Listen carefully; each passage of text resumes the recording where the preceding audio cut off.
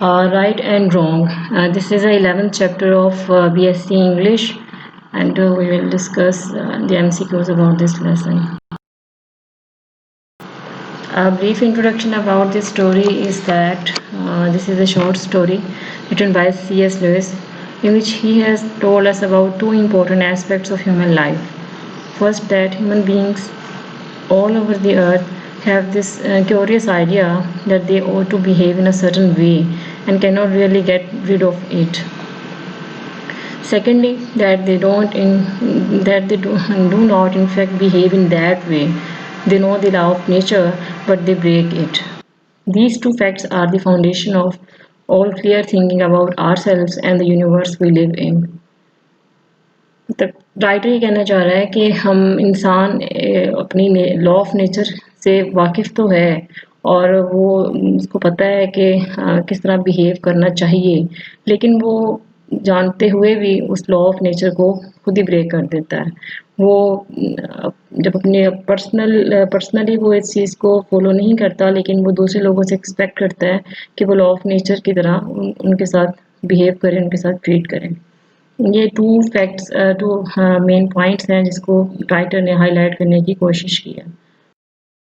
Now the first question is the lesson right and wrong is written by which writer? The right option is the B1, that is the C.S. Lewis.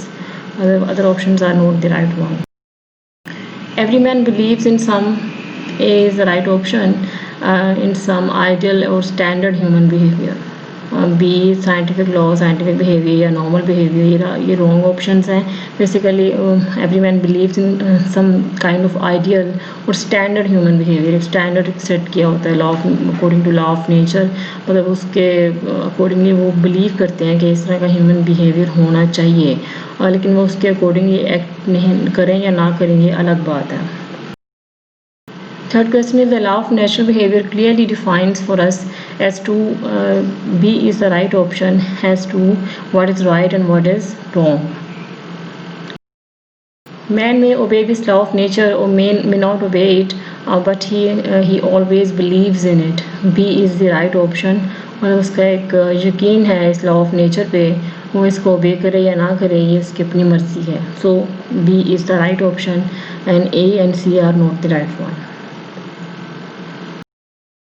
And in modern times, scientific laws are termed as laws of nature, but in recent past, it was the law of standard human behavior. B is the right option.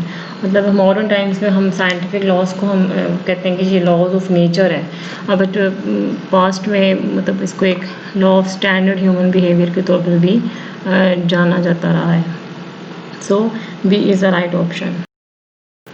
Sixth question is a man may say that he does not believe in the rule of right and wrong, but he expects other to behave according to the rule.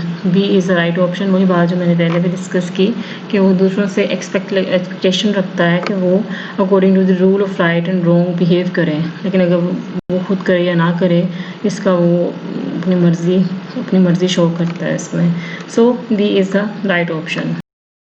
Seventh question is people say things like, इस lesson में मतलब writer ने 3-4 ऐसी statements हैं, मतलब एक जिनको उसने हाईलाइट करने की कोशिश की है कि मैंने उन स्टेटमेंट को लिखा है, मतलब उनको कंप्लीट करना है आप लोगों ने।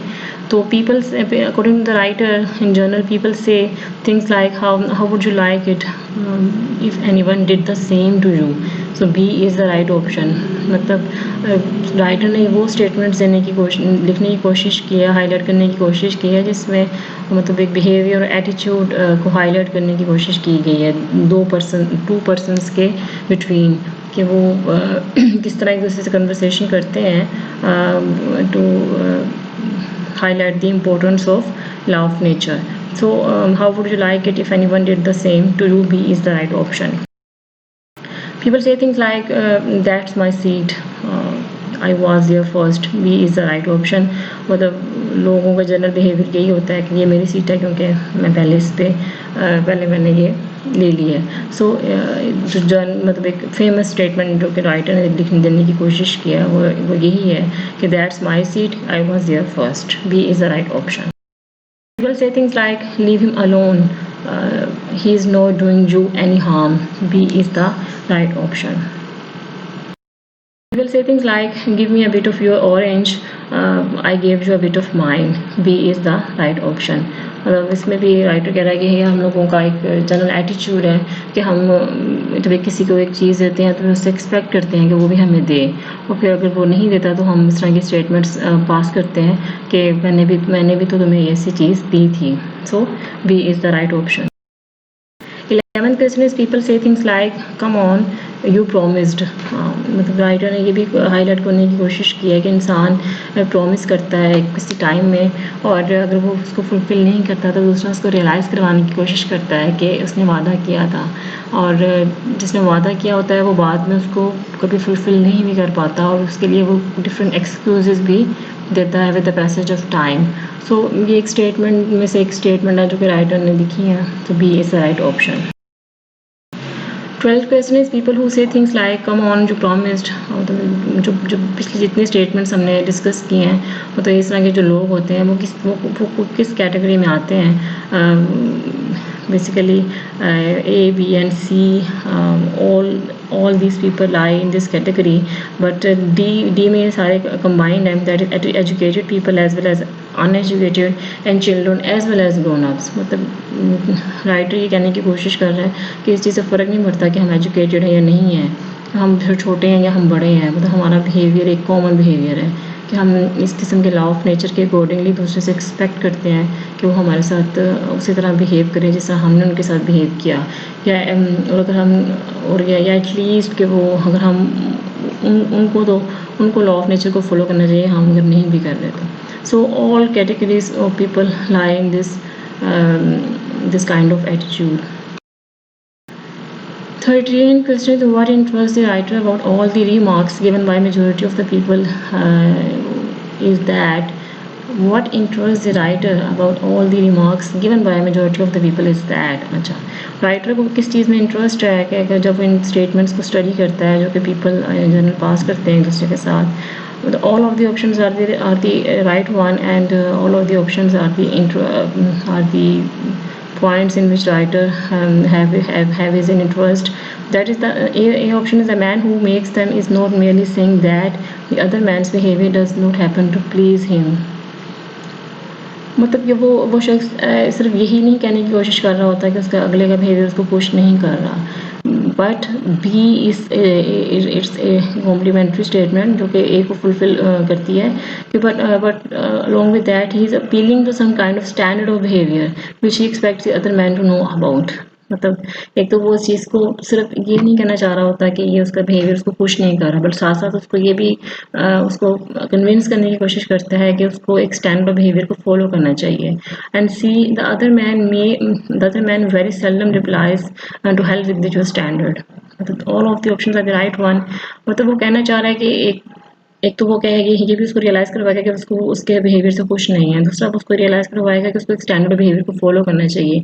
तीसरा, राइटर के लिए इंटरेस्ट की बात ये है कि जो दूसरा बंदा है वो कभी ये नहीं कहेगा कि to help with your standard, लेकिन वो उस जवाब में कोई ना कोई एक्सक्यूजेस देगा.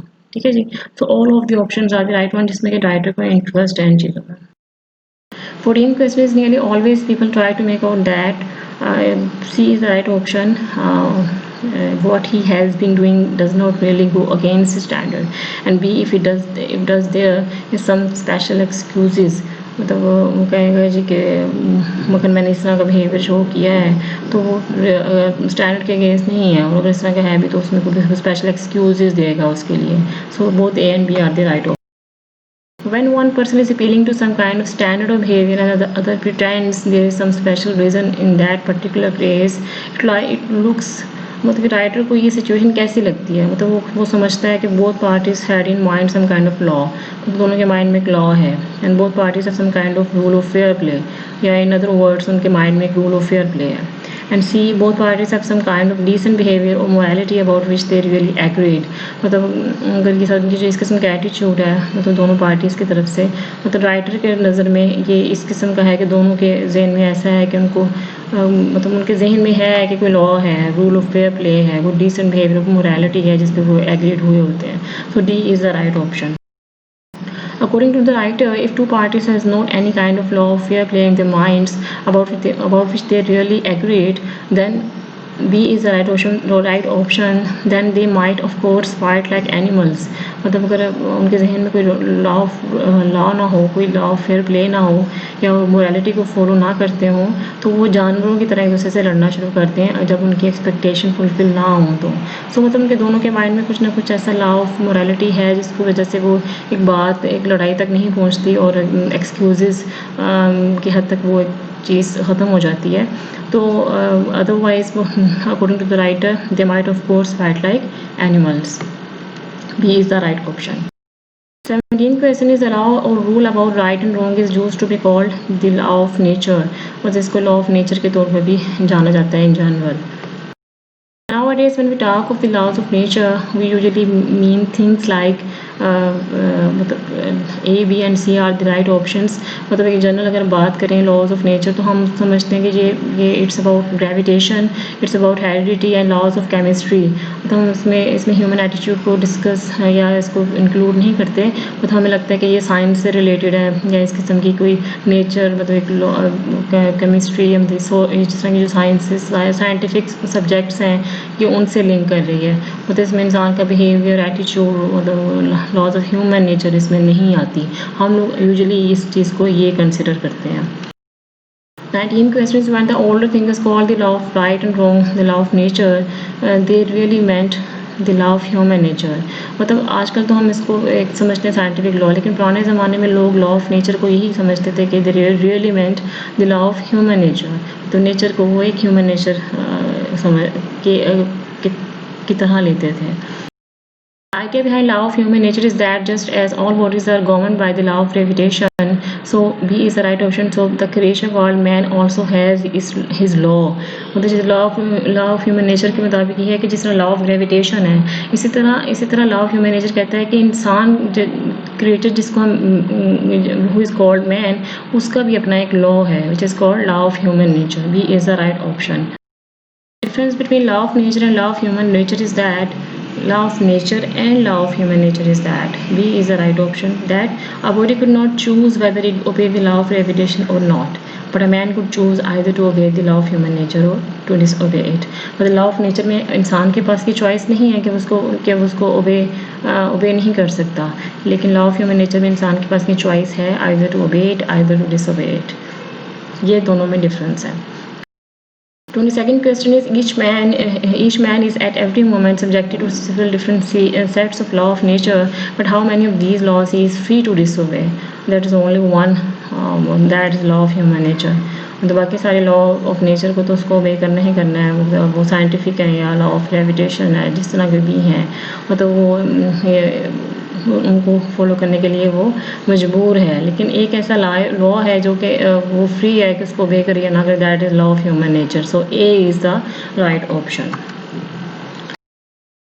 23rd question is, as a body if human beings are subjected to gravitation, then B is the right option, then he has no more choice about falling than a stone has। मतलब उसके पास कोई choice नहीं है। Stone और इंसान एक दूसरे के बराबर हैं कि वो ग्रेविटेशन पे उसको if he is subjected to gravitation, तो मतलब वो एक पत्थर की तरह वो भी ज़मीन की तरफ खींचा चला आएगा कि उसकी तरह गिर जाएगा ज़मीन की तरफ। The fourth question is, as an organism, human beings are subjected to various biological laws which he cannot disobey any more than an animal can। मतलब human beings various biological laws हैं जो कि वो बिल्कुल भी डिसोबे नहीं कर सकता। उस बायोलॉजिकल लॉज के सामने इंसान ऐसे ही है जैसे कि कोई भी जानवर है। So he has to obey those laws. B is the right option.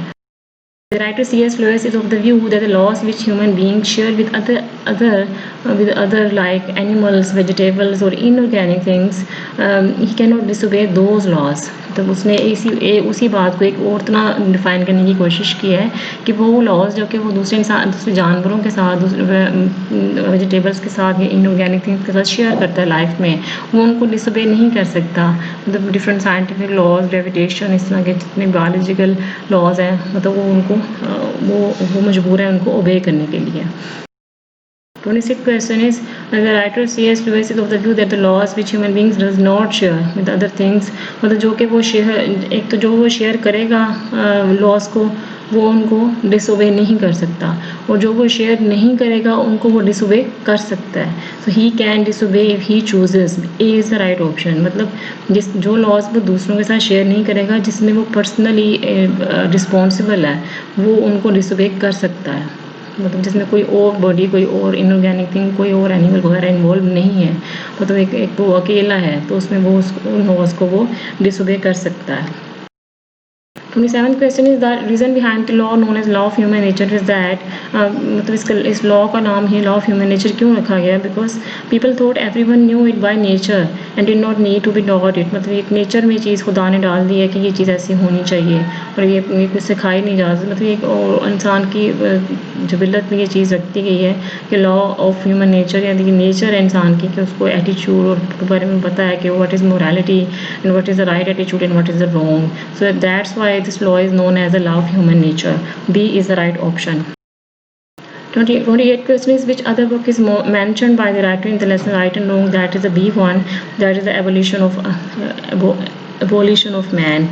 मतलब ये उसका एक और मेरे ख्याल में बुक है इस राइटर की, जिसमें उसने कई चीज़ों को डिटेल में डिस्कस करने की कोशिश की है. The ninth question is whenever you find a man who says he does not believe in real right and wrong, you will find the same man. Same man. A and B are the right option. That is, you will find the same man going back on this a moment later, and he may break his promise to you, but if you try breaking one to him, he will be complaining it's not fair. तो वही बात कि वो आपके साथ अगर वो कह रहा है कि जो बिलीव नहीं करता राइट एंड रॉन्ग पे, दूसरे लम्हे अगर उसके साथ कुछ गलत हो जाए तो वो इस स्टेटमेंट से गोइंग बैक भी हो जाता है और फिर कहता है जी कि ये तुमने मेरे साथ अच्छा नहीं किया. So A and B are the right option.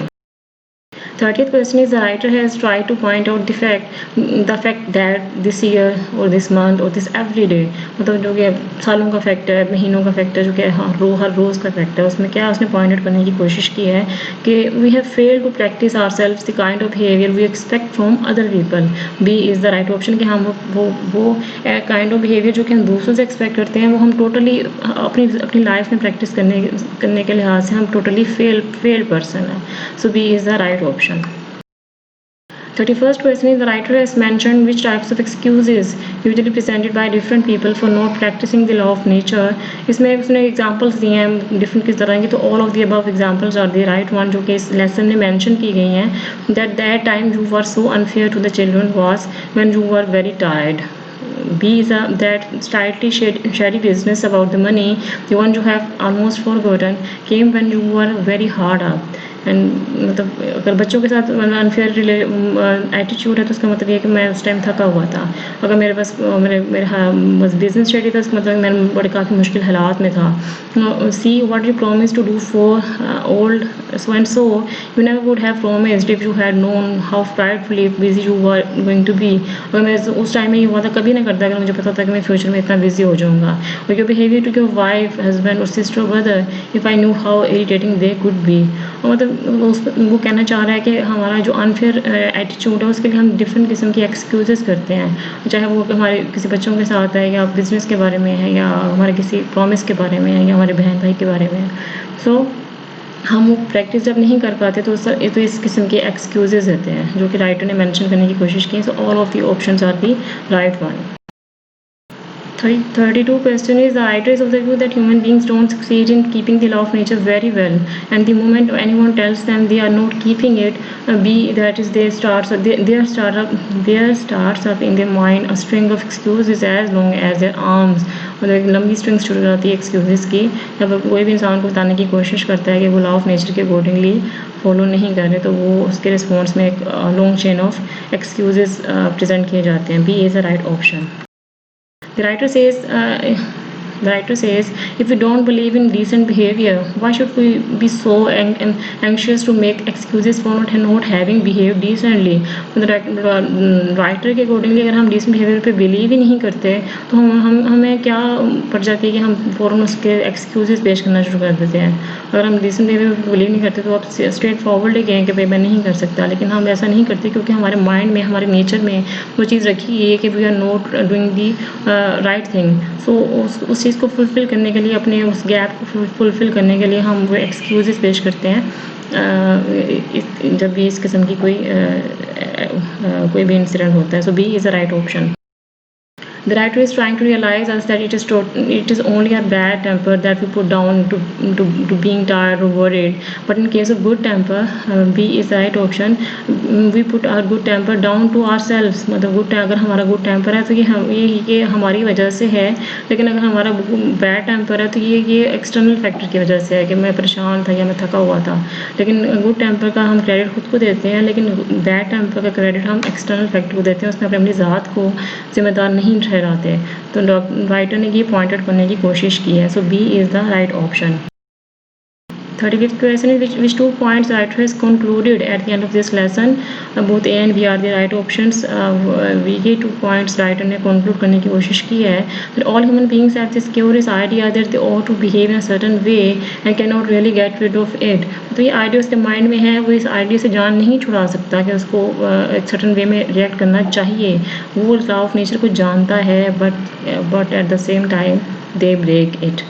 वो इसको फॉलो नहीं कर पाता, अपनी लाइफ में प्रैक्टिस नहीं कर पाता. ये टू पॉइंट्स हैं जो कि राइटर ने कंक्लूड करने की कोशिश की है. So B C is the right option. Give your feedback in the comment section below and you can, if you like my video, you can share it and you can subscribe my channel as well.